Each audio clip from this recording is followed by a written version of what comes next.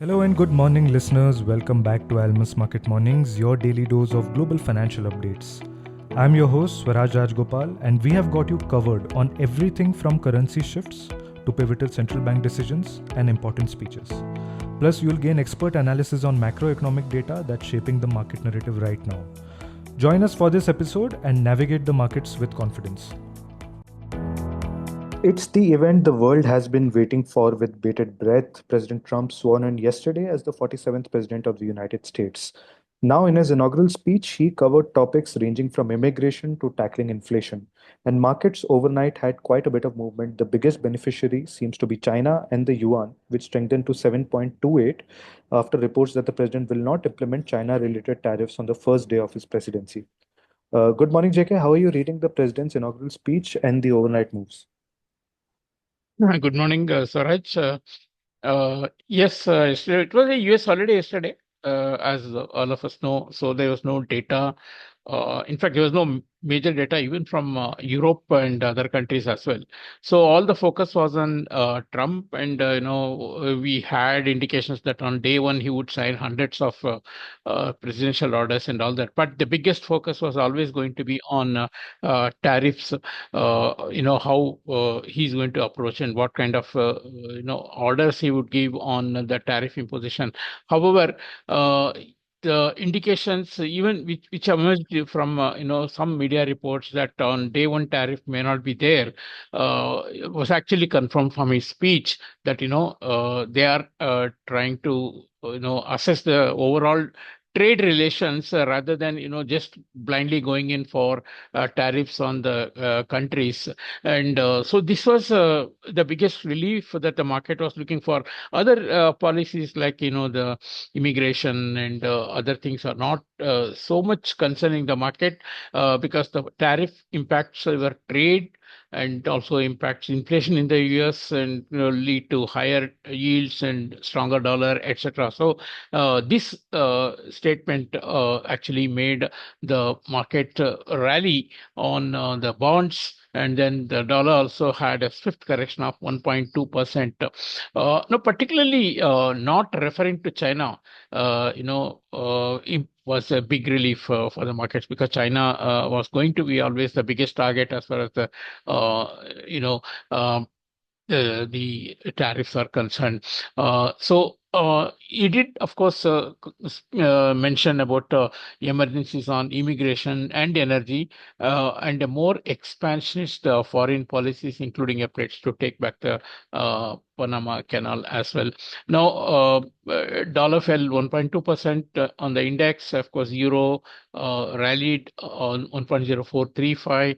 GBP just shadowed it, and of course, the Chinese one also had a gain of 1%. Now, the lack of mention about tariff was no doubt a relief, but then market also knows that they cannot relax whenever Trump is in office, at least going by the previous experience. That's the reason why we didn't see much of a follow through in Asia, and in fact, we did see some recovery in the dollar also after the fall that was seen yesterday. Subsequent to the initial statements, we have also seen statements, from Trump talking about 25% tariff on Canada and Mexico. Again, not mentioning, China. That's significant.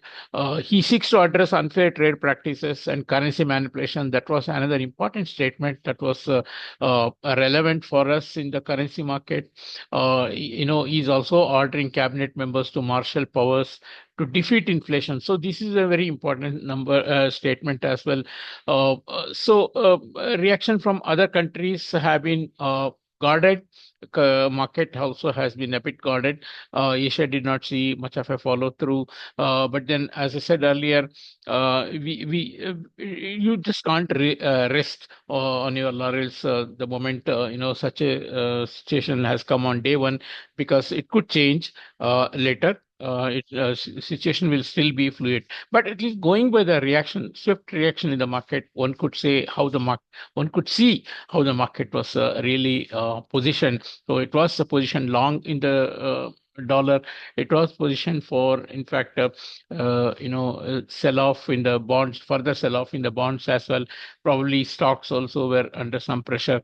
So we will see. I think also importantly, he's talking about a big deal between China and US on the TikTok company to be sold to US, and he's even giving 75 days time for any further restrictions on this company to be made. So there is seems to be some sort of a negotiation which is replacing the tariff imposition on countries, which is very, very important. Another important statement he has made is that we will straighten out deficit with European Union with the tariffs or by them buying our oil and gas. So again, he's given another option.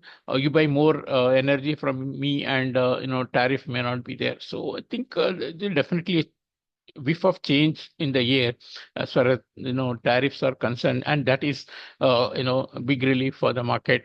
Let's wait and see how things move, and also, of course, let's not ignore the fact that there is a news that Trump may be visiting China, and that is a big news because the two leaders getting together, immediately after he taking over means a big event for the market, and you cannot ignore, which means the biggest fear of trade wars and threat to the global trade, etc. All these things are now actually somewhat on the sidelines. Market will wait and see what happens. Now, with the Trump inauguration over, and of course waiting for what happens next from the US new government, the next big event for the market is the BOJ rate decision on Friday.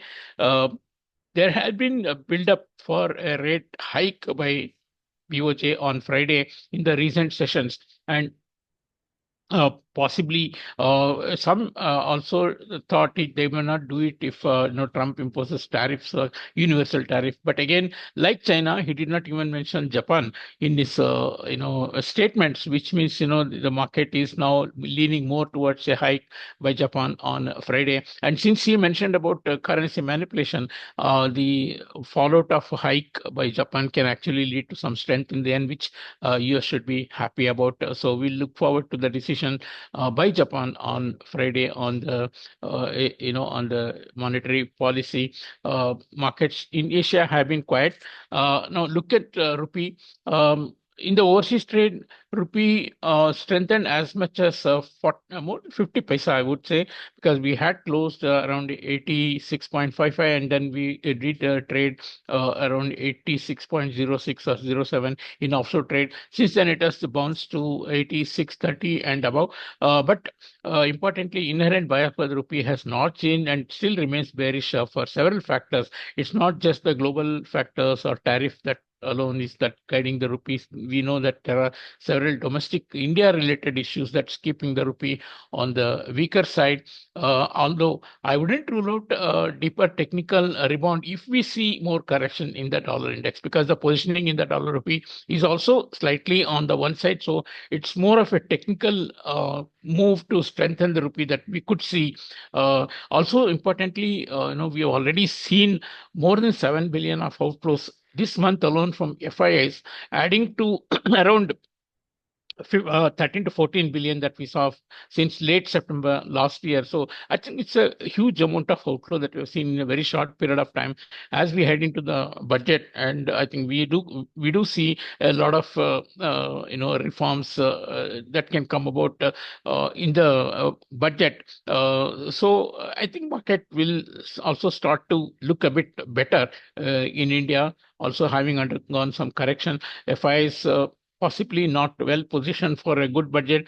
So sooner or later, I think some sort of a positive turn in the FI flows can also happen. If it happens along with the deeper correction in the dollar index, rupees can stand to gain maybe towards 85, 80 as well. But then it is too early to see that today. We'll see it evolve over the coming days. Thank you.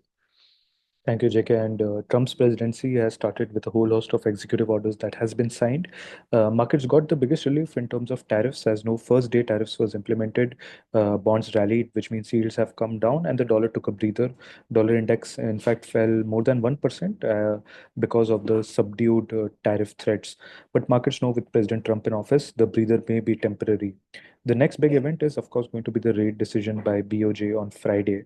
For rupee, we saw some overnight strength. It strengthened by almost 50 paise in the overnight trades, but it has again weakened back above 86.30. I think lots to look forward to during this Trump presidency, and we will keep tracking the updates. So do keep tuning in for the latest developments. Thanks for listening.